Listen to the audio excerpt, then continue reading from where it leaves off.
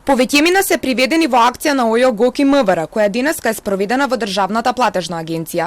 Во моментов на информативен разговор е и задржан Илија Стоилев, актуелниот директор на агенцијата поради сомнеж дека бил затекнат како прима подкуп во износ од како што дознаваме 5000 евра, со цел да забрза процес на исплата на европски пари кои ги распределува агенцијата.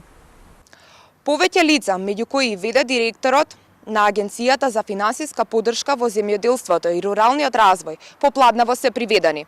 Истрагата е поврзана поради подкуп. Во текот на утрешниот ден се очекуваат повеќе информации од надлежното обвинителство.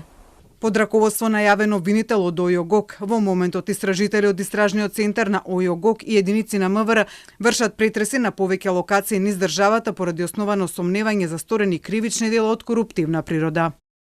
Стоилев за директор на агенцијата е назначен во јули 2024 година од страна на владата. Тој покрај директорската позиција е и претседател на Општинскиот комитет на ВМРО ДПМН во Свети Николе. Според изворите на Телма, во истрагата е опфатен и поранешен пратеник од Струга. Инаку Агенцијата за финансиска поддршка во земјоделството и руралниот развој е институција акредитирана за спроведување на ИПАРТ програмата.